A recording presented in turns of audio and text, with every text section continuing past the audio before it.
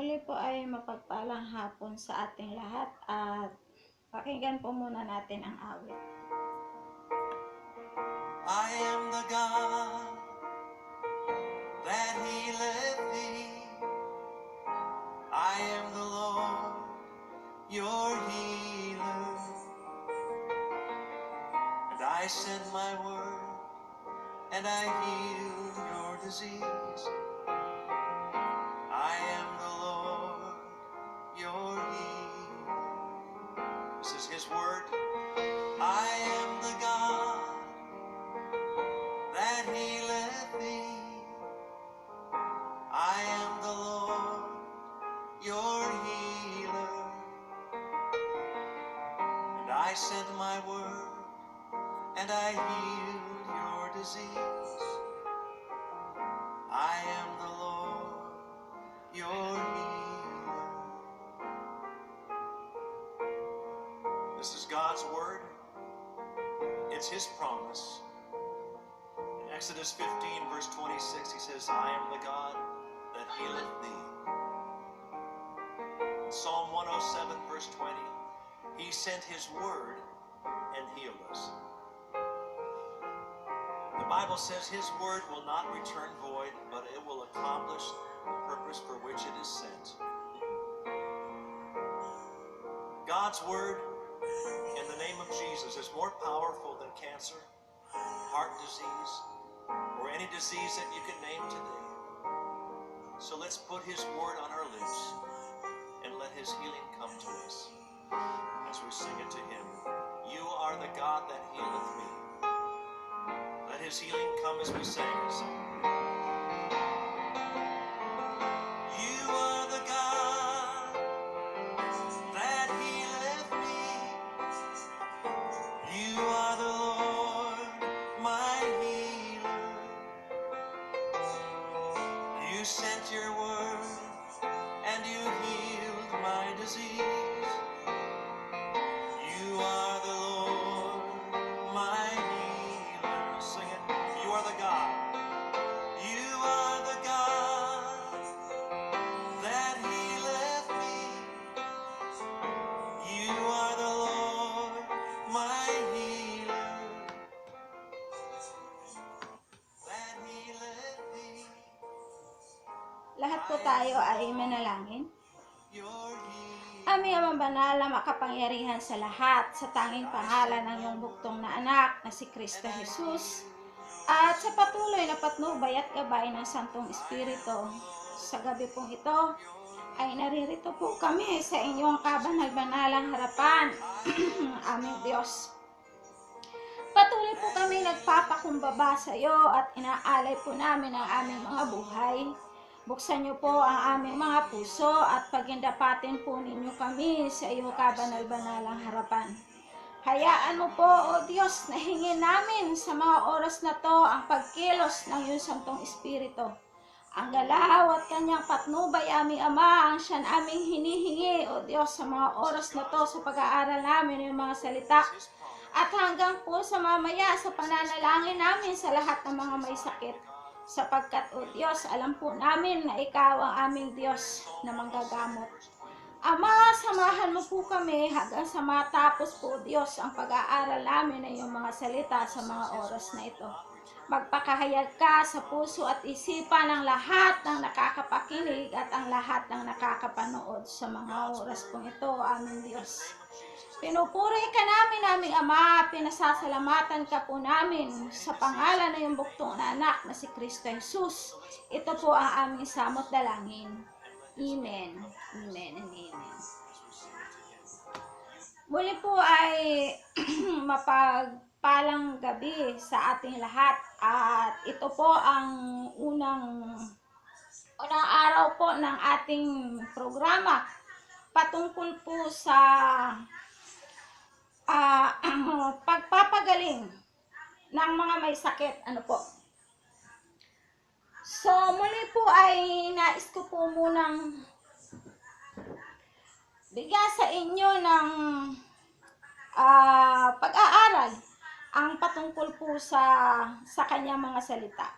Sapagkat sa panahon po natin ngayon ay hindi pa rin po nawawala o hindi pa rin po naaalis ang tinatawag pong sakit o pandemya na lumalagana pa rin po magpahanggang sa ngayon. Kung tutuusin po sana ay nakalaya na ho tayo. Subalit ito na naman, nagpanibagong GCQ na naman po muli tayo So dahilan sa nais po natin na sumunod sa gobyerno, sa kanilang mga ipinapatupad patungkol po dito, kung kaya po ay ito po tayo. Nais po nating mapaglingkuran ng Diyos at nais po nating maabot ang lahat ng ating mga kapatiran na hindi natin kayang abutin, subalit aabutin po natin sila sa pamamagitan po ng ating mga panalangin. Kaya nga ang topic po natin sa gabing ito ay patungkol lamang po sa mga may sakit. May pangako ang Diyos sa lahat po ng may mga sakit. Tingnan po natin, basahin po natin ang aklat ng Exodo chapter 15, verse 26. Ang sabi po niya rito, ang sabi niya, kung ako ay buong puso ninyong susundin, kung gagawin ninyo ang matuwid at susundin ang akin, gagawin ninyo ang matuwid at susundin ang aking kautusan at mga tuntunin, hindi ko ipararanas sa inyo ang alinman sa mga sakit na ipinadala ko sa Ehipto. Ako si Yahweh, ang inyong manggagamot. So napakaliwanag po sa banal na kasulatan na mismo ang Diyos ang nagsabi, si Yahweh mismo ang nagsabi na siya yung Diyos na ating manggagamot. So wala pong dahilan, kaya nga ang sabing ganon, ang dahilan ng mensaheng ito ay upang ipakilala sa atin ang itinuturo ng Biblia na kung ikaw ay may sakit, nais ng Diyos na ikaw ay gumaling. So ayaw po ng Diyos na ang bawat isang mananampalataya ay meron pong karamdaman. Ayaw po ng Diyos na ang bawat isa niyang mga anak ay dumaranas ng karamdaman. Kaya nga ito po ang kanyang pangako at nais ko pong bigyan ng diin po sa inyo sapagkat pagkatapos po nito ay ipapanalangin po natin kung sino yung may mga prayer request na pakisabi nyo lang po dyan kung ano yung kanyang sakit. Ay tututok lamang po dito tayo sa may mga sakit at karamdaman. Subalit ang sabing gano'n ng Biblia, bago mo makamtan, ang sabing gano'n, bago mo makamtan ang kagalingan, ay merong nais ang Diyos na iparating sa'yo. Merong nais ang Diyos na ipagawa sa'yo. At ano po ito? Ito po ang dapat nating tingnan at ito po ang dapat nating pag-aralan. Una, muli ko pong uulitin, meron pong 4 na bagay na ibinibigay ang Diyos na mensahe para sa buhay ng bawat isa sa atin. Tandaan po natin na ayaw po ng Diyos na ang kanyang mga anak ay dumaranas po ng karamdaman. Ayaw po ng Diyos na ang kanyang mga anak ay meron pong mga sakit at karamdaman sapagkat ang Diyos mismo ang nagsabi na siya ang Diyos na ating manggagamot. 4 na bagay lamang po ang nakita ko sa verse na ito. Ano po ang sabi? Number 1, buong puso ninyong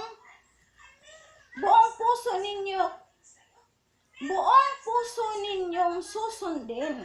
Sabing ganon. So una, buong puso daw po nating susundin ang kanyang mga salita. Kung papaano po tayo ay patuloy na nag-aaral sa kanyang mga salita, ay dapat po kung ano yung ating natutunan, ang sabing ganon ay dapat po ito ay ating sundin. Ang sabi sa Exodus chapter 23 verse 22, kung susundin ninyo siya at gagawin ninyo ang mga sinasabi ko, ipaglalaban ko kayo sa inyong mga kaaway. So, tingnan po natin mabuti yung sinasabi ng banal na kasulatan. Kung susundin po natin ang sinasabi ng Diyos, ang sabi niya, mismo siya ang makikipaglaban para sa ating mga kaaway. So nakita po ninyo, napakaliwanag po sinasabi ng Biblia. Siya mismo. Sino ba ang ating mga kaaway sa panahon natin ngayon? Hindi naman tayo, wala ho tayong kaaway sa physical, kundi spiritually. Ang kalaban po natin ay hindi natin nakikita. At itong sakit nga ito na lumalaganap sa sanlibutan ito. Subalit ang sabing ganon, ang Diyos mismo ang makikipaglaban para sa iyo. Sisirain niya, pupuksain niya kung ano man yung espiritu na yun na lumalaganap. Pupuksain niya, lalapit pa lamang sa iyo ay uunahan na niya upang hindi ka mahawa sa kung ano man yung sakit na yon na lumalaganap sa sanlibutan ito. At ang pangalawa, ang sabing ganon, gagawin ninyo ang matuwid at susundin ang aking kautusan at mga tuntunin. So yun yung pangalawang dapat gawin ng isang tao. Yun yung pangalawang dapat gawin ng isang Kristyano. Sundin po natin, gawin po natin ang matuwid at sundin natin ang kautusan at tuntunin ng Diyos. Kapag tayo bilang mga anak ng Diyos ay sumusunod sa katuwiran at tuntunin ng Diyos, tinitiyak ko po, wala ho tayong karamdaman na mararamdaman. Magkaroon man po tayo ng karamdaman, ito'y dadampi lamang at dadaan lamang sa ating mga physical na katawan. At hindi po ito magtatagal, sapagkat yan ang pangako ng Diyos. Ayaw ng Diyos na ikaw ay may sakit, sapagkat kung ikaw ay may sakit, paano ka makakapaglingkod sa Kanya? Paano ka magiging isang maliwanag na testimony? Di ho ba kung meron tayong karamdaman? So, tandaan po natin ang sabi ng Biblia, gagawin ninyo ang matuwid at susundin ang aking mga kautusan at tuntunin. Simple lamang po pala, kung ano yung sinasabi ng Diyos sa banal na kasulatan, susundin lamang po natin ito. Tingnan po natin sa Exodus chapter 19 verse 5. Ano pong sabi? Kung susundin ninyo ako at hindi kayo sisira sa pakikipagtipan ko sa inyo, kayo ang magiging bayan kong hinirang. Ang buong daigdig ay akin, ngunit kayo'y aking itatangi. See? Nakuha po natin? Ang buong daigdig, kung ang buong daigdig ay pag-aari ng Diyos. Di ho ba? Ano pa ang dapat natin ipangamba?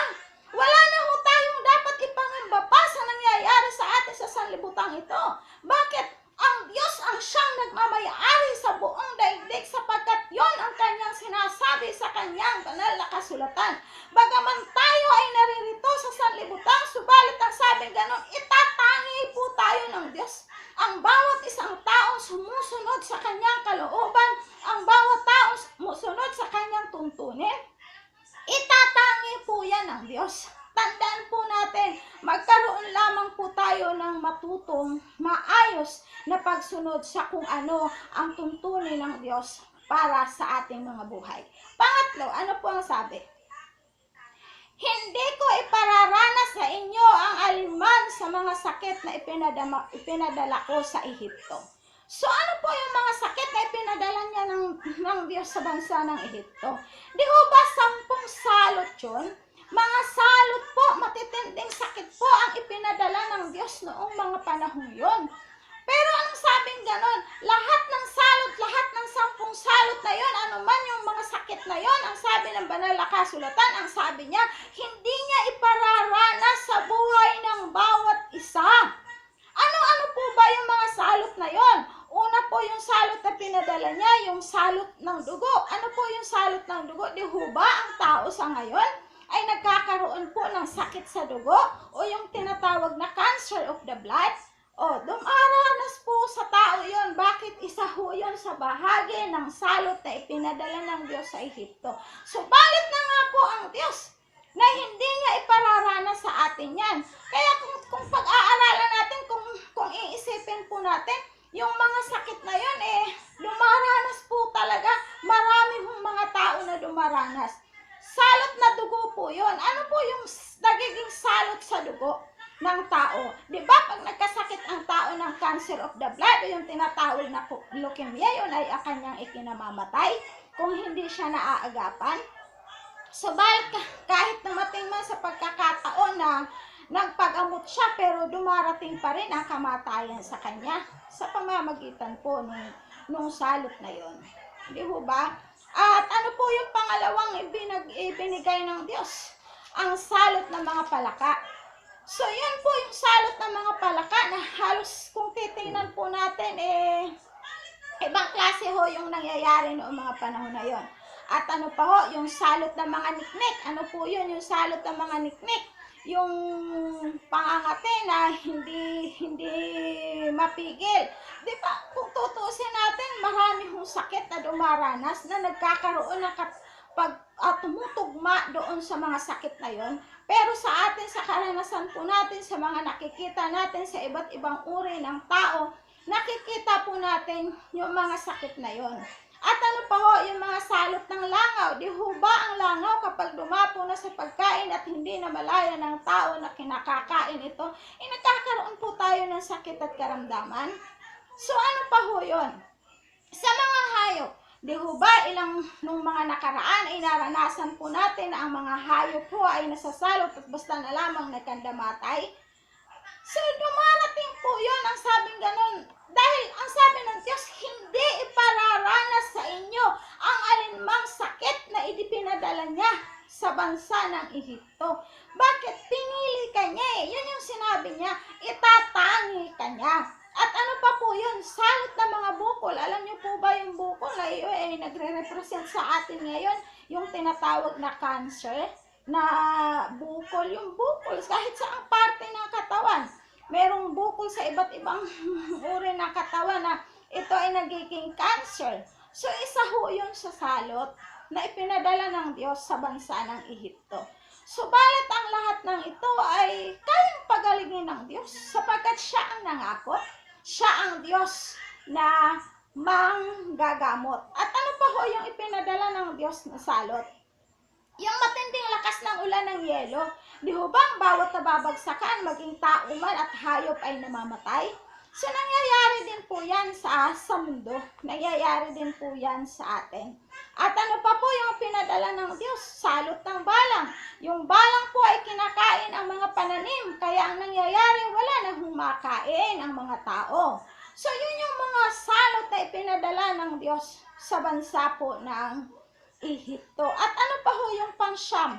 Salot ng pagdidilim, yung tinatawag na eclipse po ba yun? Eclipse, yung dumidilim ang araw, subalit dumidilim po siya. May araw, subalit dumidilim ho siya. At hindi ho makita ang liwanag. Eclipse po yun. Isa ho yun sa salot na ibinigay ng Diyos sa bansa ng Ehipto. At ano po ang panghuli? At doon po pinalaya ng Diyos ang mga Israelites. Ang panghuling salot po ay ang pagkamatay ng lahat ng mga panganay. So yan po yung salot na ibinigay po ng Diyos. Ano po? Subalit, ang Diyos ay patuloy na nangangako po sa ating mga buhay na kung tayo ay susunod sa kanyang mga tuntunin, tayo po ay susunod sa kanyang kautusan, hindi ho sa atin ipararanas ang ganung uri ng sakit at karamdaman. At ano po ang pang-apat? Akong si Yahweh ang inyong manggagamot. So doon na po siya nangako na siya ang Diyos na ating manggagamot. Kaya wala ho tayong dapat ipangamba. Wala ho tayong dapat ikatakot. Kung meron kang tunay na puso na bukas upang siya ay patuloy na sambahin at paglingkuran, pagagalingin ka ng Diyos dahil wala pong imposible sa Diyos. Kung ang Diyos ay nangako na siya ang Diyos na manggagamot, gagamutin ka niya. Gaano man kahirap, gaano man kalala ang sakit at karamdaman mo na iyong nararanasan sa mga panahon ito, tandaan mo lamang kung ang puso mo ay bubuksan mo sa Kanya at ang Kanyang mga salita ay bibigyan mo ng pagkakataon na pumasok sa iyong puso at sisikapin mo sa buhay mo na iyong ipamuhay. Anumang uri ng sakit at karamdaman na iyong nararanasan ay pagagalingin ka ng Diyos sapagkat iyon ang Kanyang pangako. Akong si Yahweh ang inyong manggagamot. Tingnan po natin sa Exodus chapter 23 verse 25. Akong si Yahweh ang siya lamang ninyong paglilingkuran. Kung magkagayon, Pasasaganain ko kayo sa pagkain at inumin at ilalayo sa anumang karamdaman. See? Nakuha po natin. Napakaliwanag. Ang nais lamang po ng Diyos sa kanyang sinasabi sa kanyang banal na kasulatan ay siya lamang ang ating paglingkuran at wala ng iba. At kapag ka nagkataon na ang paglilingkod natin ay para lang sa Kanya at siya lang ang tunay nating sinasamba at pinaglilingkuran, ano pong sabi? Pasasaganain ka. Hindi ka lamang pagagalingin, kundi pasasaganain ka pa sa lahat ng bagay. Ano ang sabi niya? Pasasaganain ko kayo sa pagkain at inumin. So, andun po yung kasaganaan. At ilalayo sa anumang karamdaman. So, meron po tayong kalusugan. Kaya nga po sa bawat araw, sa bawat minuto, sa bawat oras ng ating panalangin, ay lagi po nating hingin sa Diyos na tayo ay patuloy na proteksyonan sa lahat ng nangyayari at dumarating na mga sakit at karamdaman sa sanlibutan ito. Sapagkat siya lamang ang Diyos na makapangyarihan. Kung papaano po siya nangako na siya ang may-ari ng buong daigdig, ipakikita po niya sa atin yon. Kung papaano siya nangako na siya ang Diyos na ating manggagamot, ay mangyayari po yon at ipakikita po sa iyo yan. Sapagkat may plano po ang Diyos sa buhay ng bawat isa sa atin. Kaya nangako ang Diyos na ikaw ay kanyang pagagalingin. Ito po, pakinggan po natin at dito po tayo maghuhuli. Ang sabing ganon sa Exodus chapter 9 verse 15 hanggang 16, kung siya at ang buong bayan ay pinadalhan ko agad ng salot na sakit, sana ay patay na silang lahat. Ngunit, hindi ko ginawa iyon upang ipakita sa kanya ang aking kapangyarihan at sa gayon kilanlin ako ng buong daigdig. So yun, kaya kaisa sa dahilan kung bakit nais ng Diyos na ikaw ay pasaganain, isa sa dahilan kung bakit nais ng Diyos na ikaw ay kanyang pagalingin, ay upang makilala ng buong daigdig na ang Diyos na tumawag sa iyo, ang Diyos na pumili sa iyo, ang Diyos na nangako sa iyo ay Diyos sa buong daigdig at siya ang Diyos na may-ari ng buong daigdig. At nais po niya na makilala siya sa buong daigdig sa pamamagitan po ng paggawa niya ng himala sa buhay mo. Nais niya na makilala siya sa buong daigdig sa pamamagitan ng paggawa niya ng himala sa iyo, sa pamamagitan ng pagpapagaling niya sa lahat ng iyong karamdaman. Kaya wala hong imposible sa Diyos. Lahat ng karamdaman ay kaya po niyang pagalingin. Kaya nga po sa mga oras na ito, ay sasamahan ko po kayo sa isang maikling panalangin. Hayaan niyo lamang po na sa tuwing ganitong oras, ay patuloy po tayong mananalangin. Dapat po ito ay Miyerkules, tuwing Miyerkules alas 7 ng gabi at tayo po ay dudulog sa Diyos. Mag-aaral ang kanyang mga salita kung papaano po ang Diyos magpapagaling. Sapagkat ang Diyos ay kaya hong gumawa at gagawa po ng himala ang Diyos. Pagagalingin po niya kayo kung kayo po ay patuloy na sasampalataya at magtitiwala sa Kanya. Tandaan po natin na meron pong dahilan. Kung nais mo pong maramdaman ang kagalingan, kung nais mo pong matanggap ang kagalingan, meron pong mga palatuntunan ng Diyos na kailangan mong gawin kung nais mo pong gumaling. Kung nais mong gumawa ng himala ang Diyos sa buhay mo, aking kaibigan, sundin mo lamang ang sinasabi ng banal na kasulatan at ang kagalingan ay ipagkakaloob sa iyo ng Diyos. Ang Diyos kapag ka nangako, siya po ay tapat sa kanyang mga pangako at hindi ho siya kagaya ng tao na ang bawat pangako ay kanya, ay ang tao po kapag ka nangako ay napapako. Subalit ang Diyos kapag ka nangako ay tinutupad po ng Diyos ito. Kaya mga kapatid ko, ngayon po ay tayo ay mananalangin. At dadalhin ko po kayo sa isang panalangin. At makisabay po kayo sa akin kung sino pa po yung merong gustong ipanalangin, ipag-pray, ay sige po, tayo po ay mananalangin. Sa mga oras na to, tayo po ay mananalangin. Sister Maria Manuel, Sister Elizabeth Pante. Okay po. Sige po, manalangin po tayo. Idulog po natin sa Diyos yung nais po ninyo. Dakilang Ama na makapangyarihan sa lahat, sa mga oras pong ito, kami po ay patuloy na dumudulog sa iyo, aking Diyos na tapat at banal, kung papaano ka nangako sa iyong mga anak, sa iyong banal na kasulatan, na hindi mo ipararanas sa amin ang mga sakit at karamdaman, O Diyos. Maging mga salot man ito, aming Ama, ikaw po, Diyos, ang siyang nangako na ang sino mang susunod sa mga tuntunin mo ay hindi mo ipararanas ang mga sakit na ito, ang mga salot na ito. Diyos na dakila at tapat, ikaw ang aming Diyos na sinasampalatayanan, na ikaw po ang nangako na hindi mo ipararanas sa amin ang lahat ng uri ng sakit at karamdaman. At ikaw po ang nangako na ikaw ang aming Diyos na manggagamot. Sa mga oras pong ito, aking Ama, ay dinadalangin ko po sa iyo, O Diyos, ang aming kapatid na Sister Elizabeth Pante. Siya po, Ama, ay ipapaswab o magpapaswab po bukas.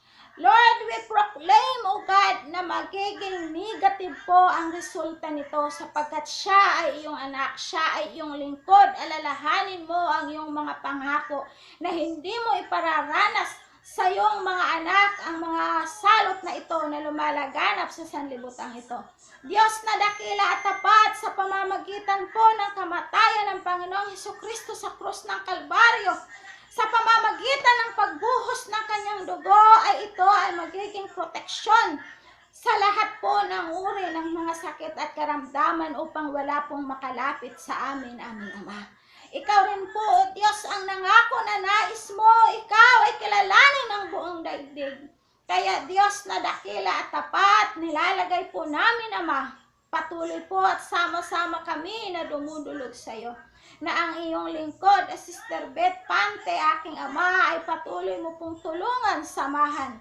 Patuloy mo po siyang ingatan at proteksyonan mo po siya, O Diyos, na ang resulta po, Ama, ay pinoproclaim po namin na sa oras na siya ay maswab test, O Diyos, ang magiging resulta po nito ay negative po, aking Diyos.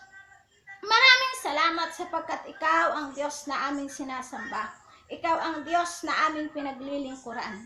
At maging, O Diyos, Sister Maria Manuel, aking Ama, ang kanyang nanay, ay patuloy niyo pong pagalingin, aking Diyos. Abutin mo po ang kanyang biyanan ng iyong makapangyarihang kamay. Idaloy mo po ang kalusugan at kalakasan sa kanyang buhay, aking Ama.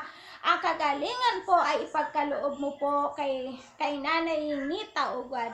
Pinupuri ka namin, aming Diyos, at pinasasalamatan ka po namin. At aking Diyos, sa lahat po ng mga nanunood ngayon na merong nararamdaman, anuman po ang kanilang nararamdamang mga sakit at karamdaman sa kanilang mga physical na katawan, aking Ama, dampian mo po sila ng iyong kapangyarihan. Dampian mo po sila, O Diyos, ng iyong kamay na makapangyarihan. Idaloy mo po, O Diyos, ang kagalingan. Idaloy mo po, aming Ama, ang iyong himala sa buhay ng bawat isa sa kanila.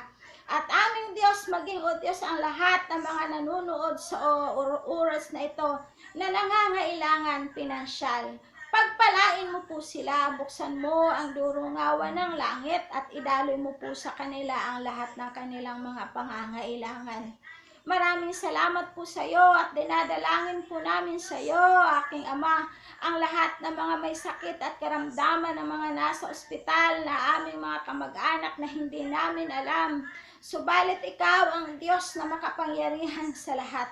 Abutin mo po sila, aming Ama. Patuloy mo po silang dampian ng iyong kapangyarihan at ng iyong kaluwalhatian. Hayaan mo na makita ang iyong himala sa buhay ng bawat isa. Lalo na po, Diyos, ang mga frontliners na nasa sakit at karamdaman, ang mga doctors, Lord, at ang mga nurse na merong karamdaman, aming Ama. Tulungan mo po sila. Dampian mo po sila ng iyong makapangyarihang kamay at hayaan mo na ang kagalingan lamang ang ipagkaloob mo sa kanila. Ang iyong himala, aming Diyos, ang patuloy na makita sa kanilang mga buhay. Aming Ama, pinupuri ka po namin at pinasasalamatan. Hayaan mo lamang, aming Diyos, na ang programang ito ay umabot sa puso ng karamihan. Umabot po, Diyos, sa lahat na may mga sakit at karamdaman. O dakilang Ama, pinupuri ka po namin sapagkat alam po namin na ikaw ang Diyos na aming manggagamot. Hayaan mo na ang mga salita mo na aming napag-aralan sa gabing ito ay itimo mo po sa puso ng bawat isang nakapakinig at silyuhan mo po ito sa kanilang mga puso, sa kanilang mga buhay at sikapin ng bawat isa na ito po ay aming maipamuhay. Pinupuri ka po namin, Ama, pinasasalamatan ka po namin, O Diyos, sa mga oras na ito. Inaangkin po namin ang patuloy mong pagkilos at paggalaw. Salamat po sa kapangyarihan mo. Salamat, Banal na Espiritu, sa pagkilos mo, O Diyos, sa puso ng bawat isa. Pinupuri ka namin, aming Ama, pinasasalamatan ka po namin. Sa pangalan ni Jesus, to po ang aming samot dalangin. Amen. Amen and amen. Muli po ay mapagpalang gabi sa ating lahat. Sister Beth Elizabeth Pante Pastora, mapagpalang gabi at angkinin mo na ang iyong kahilingan. Sister Marie Manuel, pagpalain ka po ng Diyos. Pastora Beth, sumaiyo ang biyaya at pagpapala ng Diyos. At sa lahat po ng mga nanood, Shell, babes, sumaiyo ang biyaya at pagpapala ng Diyos. At sa lahat po ng mga nanood na hindi ko nabati, sumaiyo ang pagpapala at biyaya po ng Diyos. At muli po ako ay nag-aanyaya sa inyo bukas ng alas 3 ng hapon, ang atin pong prayer meeting. Alas 3 po ng hapon po tayo. Ang tatalakayin po natin ay ang patungkol naman po sa lahat ng ating mga kahilingan, sa lahat ng mga prayer requests. Sapagkat sa hapon po, sa gabi pong ito, ang akin lang ibinahagi po sa inyo ay ang patungkol lamang po sa kagalingan, pagpapagaling ng Diyos sa may sakit at karamdaman. So, tuwing Miyerkules po natin ito gaganapin. Tuwing Miyerkules po tayo mag-aaral patungkol po sa healing the sick o pagpapagaling ng Diyos sa may mga karamdaman. Nais ko lamang pong ialay sa inyo ang mga panalangin sa lahat po ng may mga sakit at karamdaman. At sana po bago po tayo mag-Wednesday, ay mag-set na po kayo ng mga prayer request at dadalhin po natin ito sa panalangin. Muli po bukas, alas 3 ng hapon po tayo para sa lahat ng mga prayer request. Muli, sumaatin lahat ang kapayapaan at pagpalain po tayong lahat ng Diyos.